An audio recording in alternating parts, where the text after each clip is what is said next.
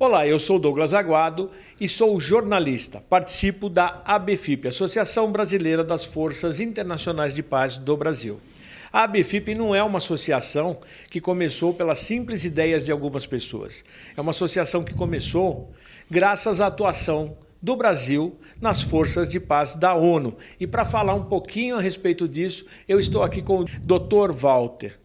Tudo bem, Dr. Walter? Como é que o senhor está? Tudo bem, bom dia, Douglas. Eu queria iniciar essa entrevista fazendo um agradecimento aos diretores de marketing da ABFIP, Tenente Paulo Kobayashi, jornalista Douglas Aguado, e a toda a nossa diretoria, aos nossos amigos e colaboradores por estarmos aonde estamos com a nossa ABFIP. Bom, eu queria, antes de mais nada, explicar para quem está nos assistindo que nós estamos sem máscara, mas nós estamos num estúdio fechado, apenas duas pessoas, eu e o seu Walter, e estamos fazendo isso, para vocês terem uma ideia, eu controlo todo o equipamento daqui, não temos uma equipe de filmagem, né? Então é um trabalho assim bem tranquilo, bem clean, que a gente chama, né? Então nós estamos sem máscara por isso, é mantido uma certa distância, como vocês podem observar, né? Estamos aqui a uma certa distância, então eu queria deixar isso bem claro. Bom, passando para o seguinte, Dr. Walter, eu queria saber com o senhor como é que surgiu a ABFIP. Ela nasce a partir da atuação do Brasil na ONU, né? Como é que é isso? As Forças de Paz, o Batalhão Suez foi a primeira de muitas, né? Mas o Batalhão Suez foi o precursor. Eu gostaria até de me apresentar, eu sou um veterano do 20º Contingente, Batalhão Suez, estava no Oriente Médio, na faixa de Gaza, durante a Guerra dos 6 Dias. Inclusive, queria fazer aqui, nesse momento, abrir um parêntese, para transmitir meus votos de pêsames pelo falecimento do coronel José da Rocha Ávila. Ele foi quem criou a GCM de São Paulo e era capitão no meu contingente. E nós, todos os integrantes do 20º Contingente, devemos a ele e a outros oficiais que participaram pela maneira que conduziram durante a Guerra dos 6 Dias e o nosso retorno para o Brasil. Bom, eu queria saber com o senhor o seguinte: a Guerra dos 6 Dias, me explica um pouquinho como é que surge tudo isso, porque o Brasil aceitou um convite para estar participando das Forças de Paz da ONU e a partir desse convite surge um desdobramento muito grande, tanto em aprendizado, tanto em tropas, em atuação. Como é que tudo isso aconteceu? Foram 10 anos. O primeiro contingente que embarcou para o Oriente Médio foi em janeiro de 1957. Recentemente, em novembro, dia 22 de novembro de 1956, havia sido criado o 3º do 2º Regimento de Infantaria, Batalhão Suez, pelo decreto presidencial, na época o presidente Juscelino Kubitschek. E em 1957, em janeiro, embarcava o primeiro contingente. Durante esses 10 anos, tivemos 20 contingentes lá no Oriente Médio. E essa Guerra dos 6 Dias, ela vinha se preparando durante esses anos pelos países árabes que queriam atacar Israel. E em 1967, culminou com a Guerra dos 6 Dias, porque Israel já estava cercado pela Arral, que era a República Árabe Unida, por todos os lados. Só tinha o Mediterrâneo na frente dele, livre. E eles queriam acabar com Israel. Então houve o ataque relâmpago por parte de Israel, no dia 5 de junho de 1967, começou com os aviões, os Mirage, bombardeando os aeroportos e grosso de tropa da RAL, inclusive os aviões egípcios da República Árabe Unida, todos aqueles países que faziam parte, nem levantaram voo, foram bombardeados no aeroporto. E nós fomos confundidos inicialmente pela tropa de Israel como guerrilheiros palestinos nos campos que eram ocupados pela ONU. Deixa eu fazer uma pergunta para o senhor. Foram confundidos. Como é que alguém confunde uma tropa da ONU com... Porque estão de boina azul, tem bandeira. Como é que isso aí aconteceu? Porque Porque constava perante as informações que as forças de paz já tinham se retirado do local, da faixa de Gaza. Na verdade, tinham sim, a maioria. Nós estávamos no Brasil, tinha uma companhia de indianos e tinha alguns de um pelotão iugoslavo, e dinamarquês e norueguês, que era o batalhão Danor, que a gente chamava, que era composto dos dois países, Dinamarca e Noruega. E nós. E constava que já tinham se retirado, as forças de paz da ONU já tinham se retirado, porque tinha sido dissolvida em maio ainda. Só que nós ainda não tínhamos saído. E vocês ainda estavam armados? Vocês tinham armamento para se defender naquele momento? Como é que foi isso? Porque se estava em retirada, de repente a gente imagina que muita coisa já tinha ido embora, né? Não, já não estávamos armados, e mesmo quando estávamos armados, nosso tipo de armamento era metralhadora INA, era o mosquetão, o antigo mosquetão, e pistola 45. Esse era o tipo de armamento que nós tínhamos, que era um trabalho de manutenção da fronteira. Era um armamento mais leve, né? Era um armamento mais leve, e ali estava entrando a aviação israelense, a artilharia israelense e a infantaria mecanizada israelense. Então, nós estamos diante de armamento de guerra, mas graças à atitude e foi quando eu citei o Capitão Ávila, Capitão Paulo Isaías, o Monsenhor Finney, que na época era o capelão, Capitão Finney, e também o Major Vignoli, e alguns oficiais ali do Estado-Maior, que rapidamente conversaram conosco, porque nós, naquele momento, a tropa pensava o seguinte: já que vamos morrer atirando, vamos atirar com o que nós temos. E seríamos dizimados. Aliás, é bom citar que dos indianos foi dizimado um pelotão completo. Morreram todos, não sobrou ninguém. Nós tivemos apenas a perda do cabo Carlos Adalberto Ilha de Macedo, cabo Ilha, no primeiro dia. Ele foi alvejado pelo projétil às 15 horas e às 15h15 ele faleceu. Bom, eu queria explicar para quem está assistindo isso que essa situação toda derivou do fato que foi construído um canal em Suez para passagem de navios e que se tornou um canal importantíssimo para rotas de comércio e tudo mais. E os países árabes resolveram reivindicar novamente, apesar de que já havia um acordo da construção desse canal, e, se não me engano, franceses, ingleses estariam ali com interesses comerciais também.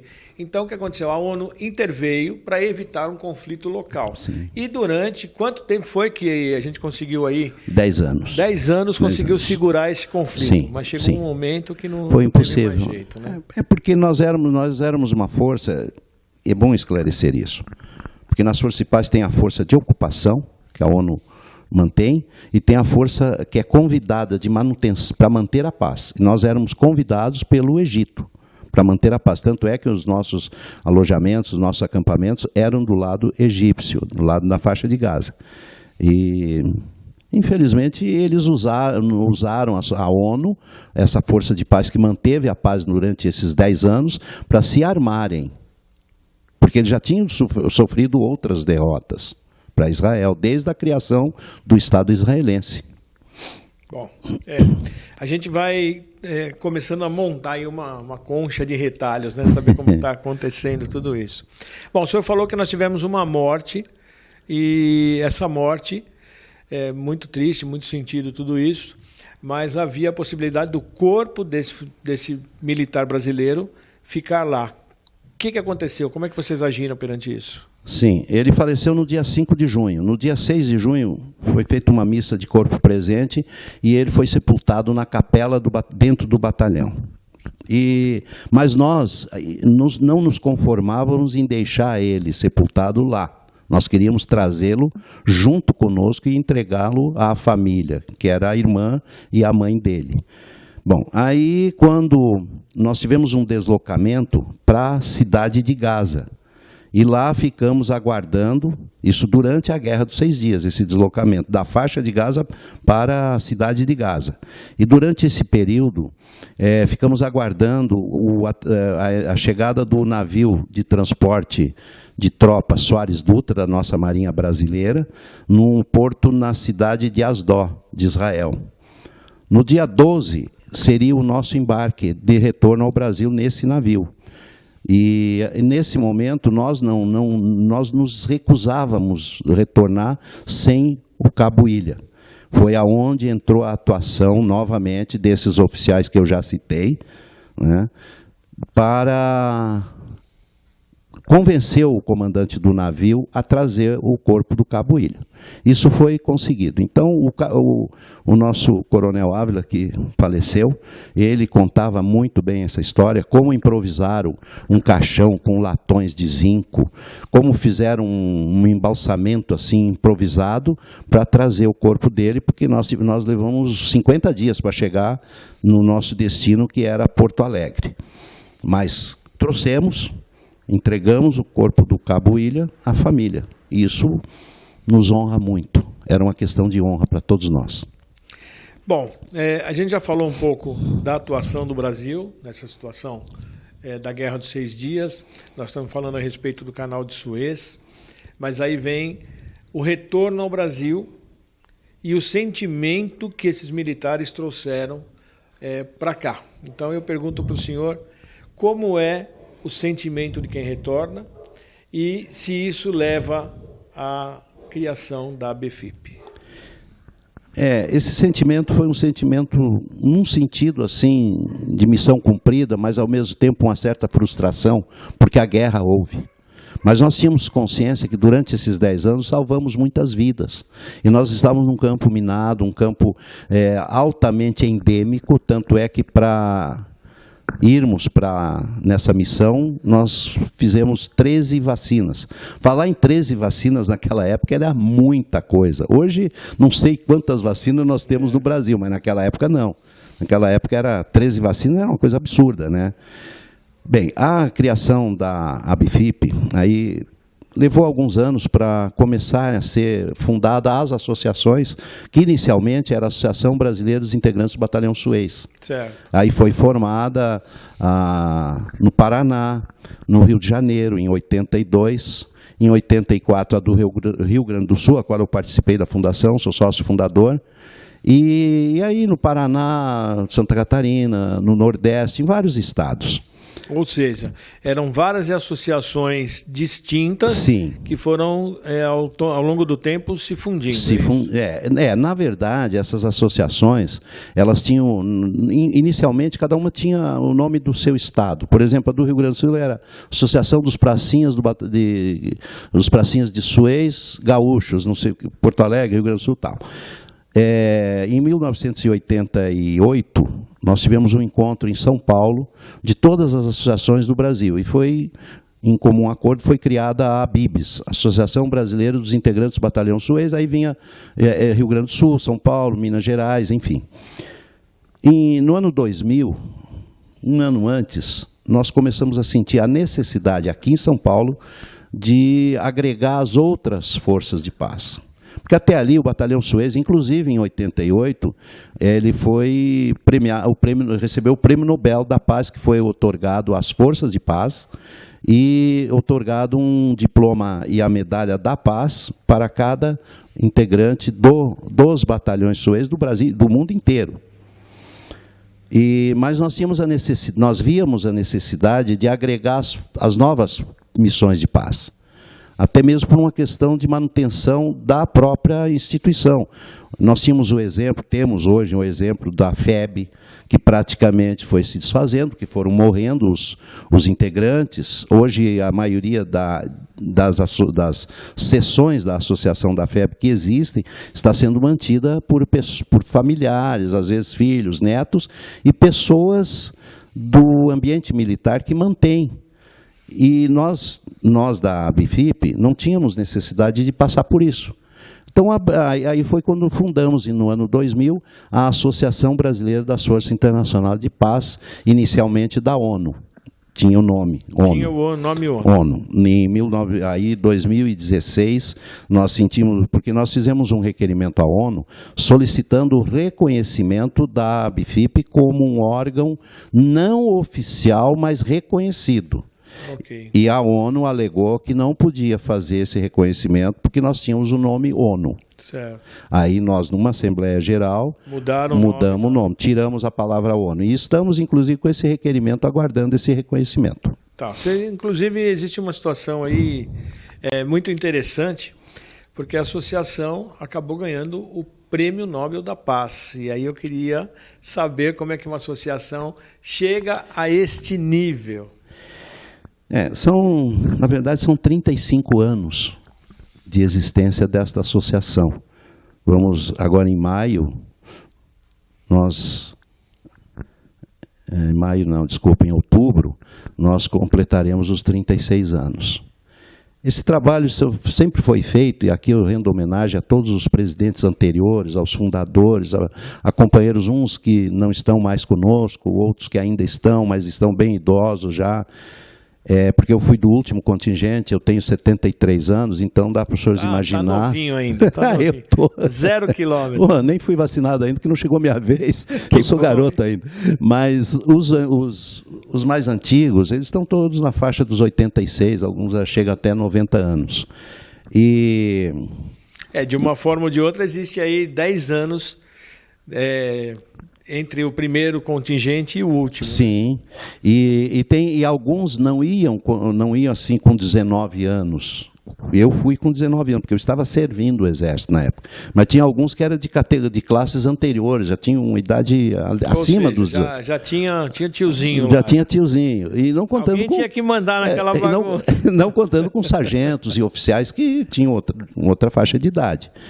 E graças a esse trabalho voluntário, trabalho muito, não é chorar, mas foi muito sacrificado, mantivemos a ABIBS, a ABFIP, com muita dignidade, criando projetos, ideias. Nós temos um projeto que nós trabalhamos já há 21 anos, apoiamos um projeto chamado, o programa é Patrulha Mirim, de crianças dos 8 aos 17 anos. Nós criamos também esse projeto de condecorações e medalhas que... Isso, eu queria falar muito disso. Que isso é um trabalho muito importante, porque ele é o reconhecimento aos nossos guerreiros, a pessoas que prestam serviços relevantes à nossa pátria, à nossa cidade, ao nosso estado, enfim, à sociedade brasileira. Aquele herói que fica esquecido, né? Os famosos heróis esquecidos. Que fez alguma coisa e que até hoje ninguém falou para ele nem muito obrigado. São heróis anônimos, que estão todos os dias aí na rua, principalmente nas forças de segurança pública, para manter a ordem, para manter a paz. Então, aí criamos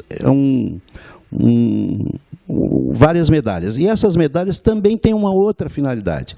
Cada medalha conta a história de heróis do passado. Pessoas também que ninguém tem conhecimento. Heróis, valores brasileiros. Um exemplo para a gente? Por exemplo, nós temos a primeira medalha que nós criamos foi a medalha cinquentenária das Forças de Paz do Brasil. Depois nós tivemos a medalha Jubileu de Prata, que essa é a Jubileu de Prata da associação, quando a associação completou os 25 anos. Esta medalha, inclusive, eu gostaria até de fazer um comentário sobre ela, porque ela é uma medalha que tem um significado muito importante. Quando nós íamos para Suez, todos os integrantes do batalhão Suez, quando saíamos de lá, nós trazíamos no peito 2 medalhas. Uma, que era pelos serviços prestados à paz mundial, essa era uma medalha oficial da ONU, e uma, que era a medalha Peregrinos da Cidade de Jerusalém, que recebíamos por ter participado e visitado Jerusalém. Alguns que podiam iam até o Vaticano e o Papa abençoava a medalha, benzia a medalha e tal. Essa medalha ela tem Essa parte da história eu não sabia, não. Tinha alguns que eu não fui dos que conseguiu ir, porque eu não pude, mas os que puderam, muitos foram. Uhum. E essa medalha, ela tem 4 pontas, é uma cruz grega. E nós, na 25 anos do batalhão da associação, criamos uma réplica. Certo. Cada ponta dessa cruz grega, ela representa os 4 evangelistas, os 4 evangelhos e as 4 forças militares que fornecem elementos para a composição das forças de paz. Ali tem o Exército, Marinha, Aeronáutica e polícias militares. No nosso caso aqui, está lá a estrela da nossa Polícia Militar do Estado de São Paulo, representando todas as polícias militares do Brasil. Certo, muito interessante. E as medalhas, por exemplo, nós temos a medalha da Major Elza Cansanção, uma enfermeira heroína da Cruz Vermelha na Segunda Guerra Mundial. É uma história muito importante que muitas pessoas não conhecem. É isso que eu ia falar. O brasileiro ele tem o hábito de deixar a história na história. Ele não traz para os dias de hoje. A gente assiste alguns documentários aí estrangeiros, você consegue ver aí na internet, aqueles heróis de guerra, aquelas pessoas que lutaram, estão ali sendo reconhecidas o tempo todo. E aqui no Brasil só são esquecidos, né?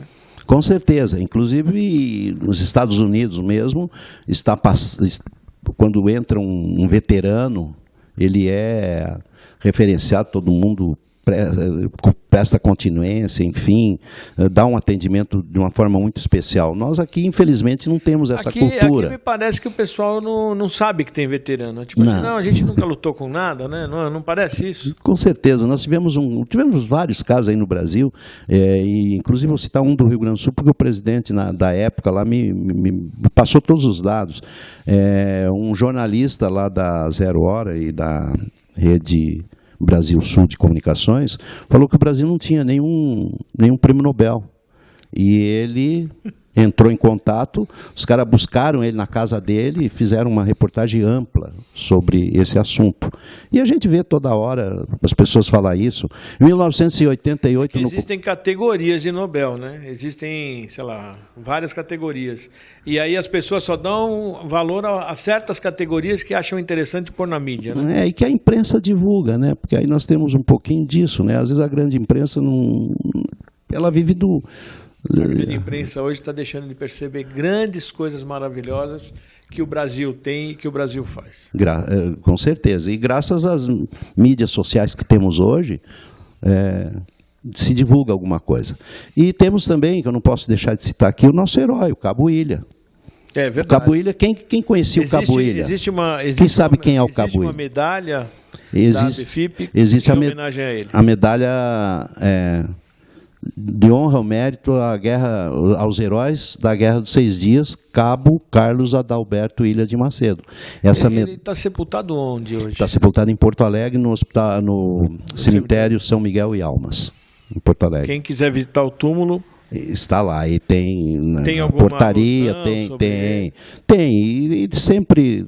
em datas assim de aniversário dele, aniversário da morte dele, tem pessoas que levam coroas de flores, enfim, prestam as homenagens a ele. Eu estava desculpa interromper o senhor de novo, mas eu estava assistindo esses dias um documentário das pessoas fazendo visitas aos cemitérios na Normandia, em locais onde tiveram essas grandes batalhas, e prestando homenagem não só a um lado, não só a quem ganhou, prestando homenagem aos dois lados, porque todos os mortos de uma guerra são mais vítimas do que qualquer outra coisa. Na Itália, eles levam crianças de escolas em datas assim e homenageiam. Inclusive, nós temos monumentos, tem a todos os heróis da Segunda Guerra, do mundo dos aliados, mas tem algumas específicas de brasileiros. Eu acho que tem um cemitério aí em Fornovo. Sim. Tem Fornovo, sim. Né? Que tem um cemitério lá que é só dos brasileiros que morreram naquela... Sim, e temos também lá tem uma homenagem feita a 3 heróis brasileiros, que por sinal mineiros. Numa batalha lá, os alemães estavam impedindo a progressão daquele pelotão. E esses 3 heróis saíram correndo, atirando contra os alemães, e os alemães concentraram o fogo neles. Claro, eles caíram mortos ali mesmo, mas o pelotão salvaram o pelotão. Esses 3 heróis têm uma homenagem lá que os alemães fizeram. Colocaram 3 cruzes e escreveram: aqui jaz 3 heróis brasileiros. A gente conhece essa história, mas a gente não sabe o que é lenda e também a gente não sabe, às vezes, o que é verdade. Né? Reconhecido pelo próprio inimigo, pelo próprio alemão, fez esse reconhecimento. São 3 heróis.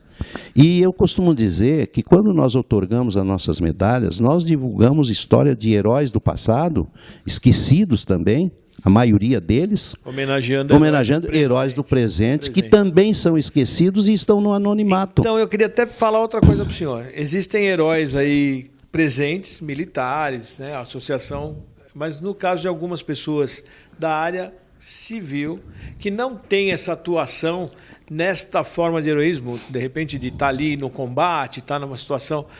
A associação também presta homenagem a essas pessoas. Baseada em quê? Sim, porque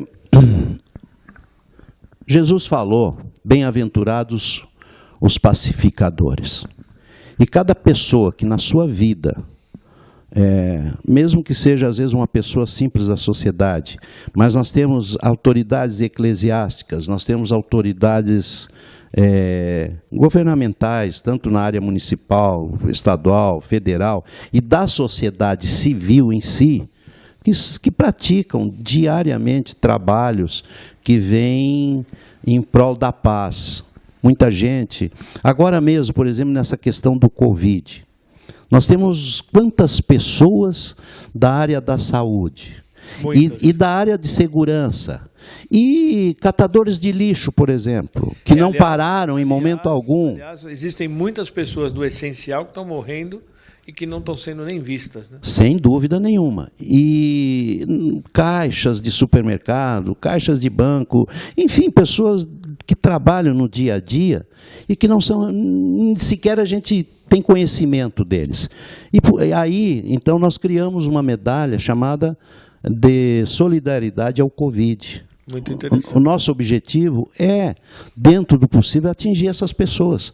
Muitas vezes nós não temos conhecimento, mas na medida que... Porque nós temos muitos indicadores e informadores, pessoas de vários lugares do país, até posso dizer, e principalmente aqui no nosso estado de São Paulo, que são dessas classes, dessas categorias. Dentro da nossa ABFIP nós temos enfermeiros, nós temos médicos, inclusive nós temos um departamento médico. E eu vou citar um caso do nosso departamento médico. Por exemplo, nós temos o Dr. Oswaldo Artacho e o Dr.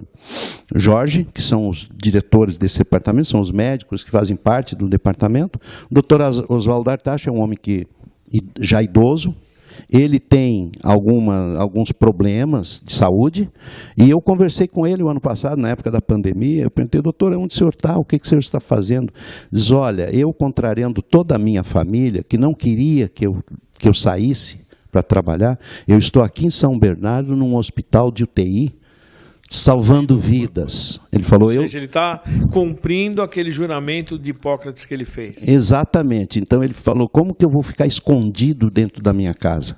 Eu tinha que estar aqui onde eu estou, e inclusive passando conhecimento para médicos novos, médicos recém-formados que estão trabalhando aqui também. Então ele disse: eu estou salvando vida. Então esse homem, eu estou citando um caso, mas são muitos que estão no dia a dia e que poderiam estar em casa. Eu conheço o caso de uma enfermeira que ela aposentou antes de começar o Covid. Ela se aposentou, estava na casa dela, ela trabalhava no Hospital das Clínicas.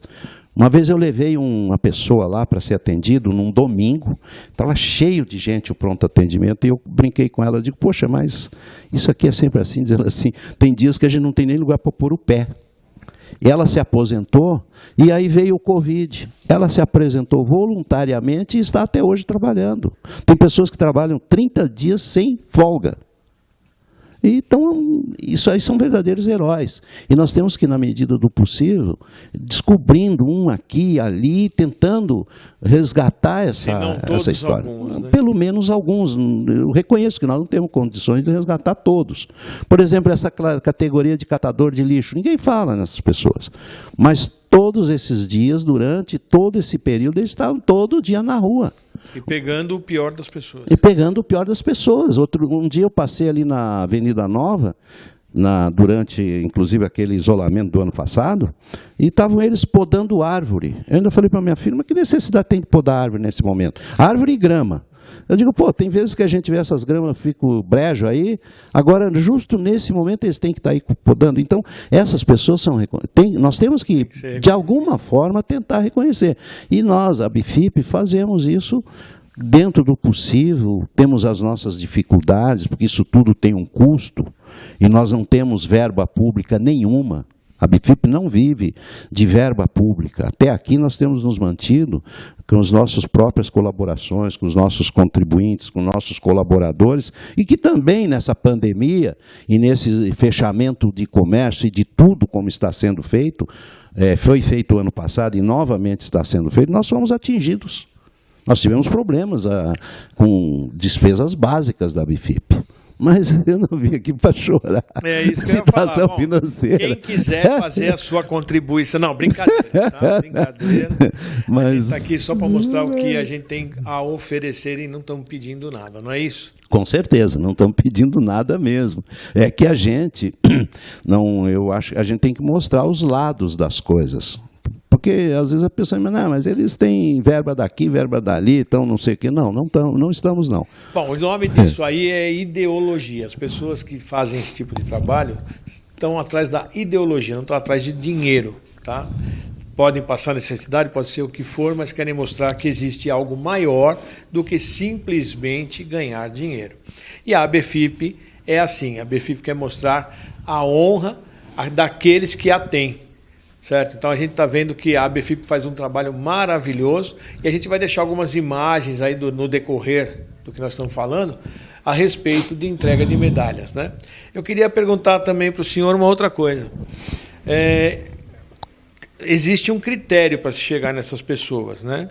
E eu queria saber com o senhor só como que é esse critério. Os nossos critérios são, primeiro, indicações de pessoas que fazem parte, que são nossos colaboradores, membros da nossa ABFIP, e quando aparece, que surge muito, sim, pessoas que nós nunca vimos, nós não conhecemos, a pessoa entra em contato conosco. E aí nós temos uma ficha cadastral, que o objetivo desta ficha é conhecermos melhor aquela pessoa, nós pedimos o preenchimento, entramos em contato através de conversas e tal, e é um critério que nós usamos. Cada caso vai ser analisado para ver realmente como funciona. Porque, infelizmente, nós vivemos num mundo também que a gente tem que conhecer as pessoas. Tem que saber do que se trata. Tem que saber do que se trata, mas... Não tem o perigo de a gente dar a medalha para uma pessoa que não merece, né? Não, nós temos alguns critérios de informação quando se trata de pessoas que não estão sendo indicadas ou que não são conhecidas nossas, pessoas desconhecidas. Nós temos uns critérios que a gente busca conhecer melhor a vida da pessoa para não acontecer. Já tivemos casos, sim, de pessoas e barramos, não otorgamos. Eu sempre falo o seguinte, o primeiro critério para a outorga de uma medalha é a pessoa ter merecimento daquela medalha.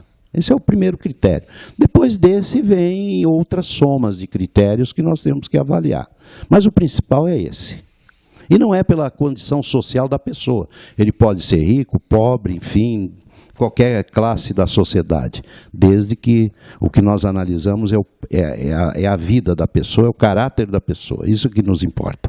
O senhor me falou uma coisa um tempo atrás que eu achei muito legal, né? Que a medalha sem o diploma, né, é só um chaveirinho, né? Exatamente. Então, quer dizer, se você tem a medalha, mas você simplesmente só pela medalha não quer dizer nada, né? Então o diploma é justamente aquele documento que diz que você foi agraciado, né? Com certeza. E a medalha, ela acompanha, além da medalha, acompanha a barreta, acompanha a roseta, que as pessoas civis no terno, por exemplo, não vai usar, na roupa civil não vai usar a barreta. A barreta é para uso de túnica militar. Eu faço maior confusão com isso. Eu já botei barreta no paletó, queria sair com a medalha, aí ia para a praia correr, quis botar a medalha na camiseta. Não, mas aí é válido, só não é válido para nós, né, que fazemos parte da diretoria, ou o Kobayashi, por exemplo, que é militar, né? Se ele usar, os militares vão olhar, mas cara é militar e não sabe como o pior usar.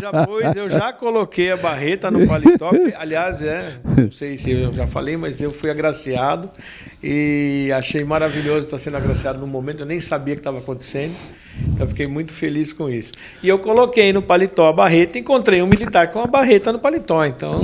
Não, acontece sim. Não, isso, eu vou te falar uma coisa, Douglas, isso nos honra muito. Nos honra pelo seguinte, representa que nós outorgamos a medalha para a pessoa certa. Ela valorizou tanto a medalha que faz questão de usar. E eu vou falar uma outra coisa. Nós brasileiros, na área militar, somos muito rigorosos com regulamentos de medalhas. Fora do Brasil, em outros países, não é assim, não. Tanto é que nos Estados Unidos, por exemplo... na Coreia, eu vi o cara tem medalha daqui até o pé. Assim. Parece que é um enfeite enorme. Nos Estados Unidos, as pessoas se enrolam na bandeira americana, enfim. E um outro detalhe... Por exemplo, eu vou citar um caso da Austrália, que é um caso que um diretor nosso esteve lá, no Dia Nacional de comemoração deles, e tinha pessoas desfilando com medalhas, várias medalhas, do lado direito. E aí a curiosidade, por que usando do lado direito? Eu acho que eu já conheço a história. Vai, conta aí que tá boa. Filhos e netos de veteranos que foram agraciados. O neto, o filho, pode usar, um parente, um sobrinho, pode usar aquela medalha, só que ele usa do lado direito. O filho tenta vender a medalha no antiquário. Também. Porque quando... Eu já vi casos aqui, é que começar a contar história aí, vamos ficar o dia todo contando histórias. Não vamos porque eu tenho umas histórias outras aí. Vamos guardar para uma outra oportunidade. Para uma outra, que aí é um bate-papo. Hoje com certeza. A gente estava querendo apresentar para vocês com certeza. a BFIP, e eu acho que já está apresentado, né? A gente agora terminamos aí esse bate-papo, vamos dando uma encerrada, porque senão o pessoal também, né, fala sério, o pessoal não aguenta ficar assistindo 3 horas de bate-papo, né? Embora a gente procure dar umas risadas, tornar mais agradável, mas mesmo assim ter uma mente saudável, né? Não, para assim, encerrando assim o que nós estamos falando, eu quero mais uma vez fazer um agradecimento a vocês, a você, jornalista Douglas, ao tenente Paulo Kobayashi, pelo trabalho de vocês, voluntário também, né, nessa criação deste canal, e eu tenho certeza que vai ser muito importante para a BFIP, e muito importante como um canal de divulgação daquilo que nós fazemos, e eu sempre digo que nós fazemos parte do Exército do Bem. Nós somos homens do bem e trabalhamos pelo bem da humanidade. O senhor conhece aquela história do rapaz que pegava as estrelas do mar, que estavam morrendo na praia e jogava de volta? Aí a pessoa falou, mas você consegue jogar quantas de volta? Porque tem milhares aqui morrendo. Ele falou assim, olha, eu faço a diferença para as que eu posso. Então, no meu ponto de vista, assim, a gente não está fazendo um trabalho grandioso, não sei quantas pessoas vão assistir isso. Com certeza. Certo? Mas aqueles que assistirem podem ter certeza que o nosso trabalho está sendo para poder levar algo de bom, algo honroso para as pessoas. Sem dúvida nenhuma. É mais uma missão que estamos cumprindo. Com muito orgulho e com muita honra. Ah, que bom. Amém, né? Amém que tem orgulho e honra ainda no mundo. Bom, eu queria agradecer a vocês que nos assistiram. Queria convidá-los para estar sempre aqui. Queria que vocês indicassem o canal da BFIP para os seus amigos, para os seus companheiros, para que nós possamos, a cada dia mais, aumentar a massa de pessoas que buscam a honra, que buscam o bem e o correto. Então eu quero agradecer muito a presença, que seja uma pessoa que está nos assistindo, tá? Agradeço muito e acredito que o seu Walter também quer fazer algum agradecimento a respeito. Sem dúvida nenhuma, eu quero agradecer as pessoas, quem estiver nos assistindo, quero pedir que nos prestigie, será sempre uma honra, e aliás vocês são o motivo de nós existirmos também. A BFIP ela tem a sua origem, né, nos Buenas Azuis, mas nós dependemos de vocês, do nosso público, das pessoas que nos assistem e nos honram com as presenças. Eu sempre falo nos nossos eventos, sempre agradeço famílias todas que costumam comparecer, nos honrar com a presença. E com a presença dos senhores, nós estamos celebrando a vida. Num momento difícil, de muitas mortes, isso nos entristece, estamos sendo ameaçados por um inimigo oculto, que está ali, em qualquer lugar ali na rua, pronto para nos atacar e atacar as nossas famílias. É um momento muito difícil, mas temos que ter força e temos que celebrar a vida. O apoio de vocês nos assistindo, divulgando o nosso canal, podem ter certeza, será muito importante e vai nos honrar e nos orgulhar muito disso.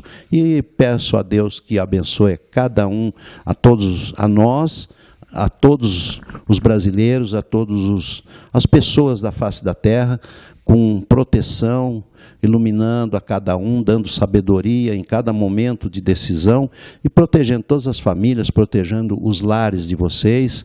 Muito obrigado, que Deus nos abençoe. Bom, lembrando vocês que nessa luta que ele acabou de mencionar, o nosso fuzil, a nossa baioneta é a máscara, o álcool gel e o cuidado do distanciamento. Obrigado a todos e estaremos aqui no próximo programa em breve.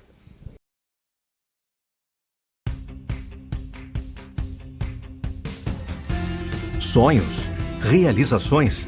Você precisa conhecer o sistema de consórcio.